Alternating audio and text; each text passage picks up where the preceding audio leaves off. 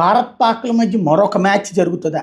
ఈ దఫా నరాలు తెగే ఉత్కంఠ అవుతుంది. ఇప్పటికీ ఆసియా కప్లో ఫస్ట్ ఒక మ్యాచ్ జరిగింది. దాంట్లో ఏకపక్ష విజయం సాధించాం. రెండో మ్యాచ్లో గట్టి పోటీ ఎదుర్కొన్నాం, కానీ గట్టి విజయమే సాధించాం, బలమైన విజయమే సాధించాం. ఇక ఫైనల్స్ ఏమవుతుంది? ఇప్పుడు తాజాగా భారత్ అయితే ఓ రకంగా చెప్పాలంటే అపజయం సంభవించని విజయాలు ఆసియా కప్లో సాధించింది. వరుస విజయాలు సాధించుకొచ్చింది, ఫైనల్స్కి చేరిపోయింది.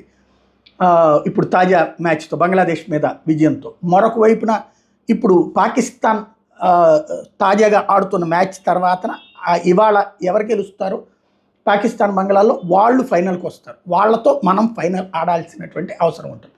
అక్కడ కనుక పాకిస్తాన్ వస్తే ఇక అసలు నరాలు తెగే ఉత్కంఠ కాదు, ఇప్పటికి పిచ్చి పెరిగిపోయింది.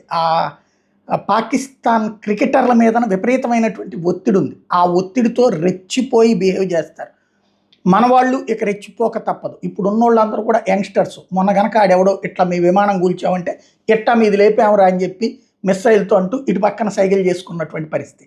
రేపు పొద్దున ఇక ఒకరికొకరు చొక్కాలు పట్టుకుంటారేమో అన్నటువంటి పరిస్థితి. నన్ను అడిగితే భవిష్యత్తులోన భారత్ పాక్ మ్యాచ్లు రద్దు చేయడం బెటర్. ఎందుకంటే స్పోర్ట్స్ అనేటటువంటిది శత్రుత్వాలని మరిచే క్రీడా స్ఫూర్తిని పెంచాల్సి ఉంటుంది. కానీ భారత్ పాకిస్తాన్ విషయంలో మరింత శత్రుత్వాలను పెంచుతోందే కానీ క్రీడా స్ఫూర్తిని రగిలించట్లేదు.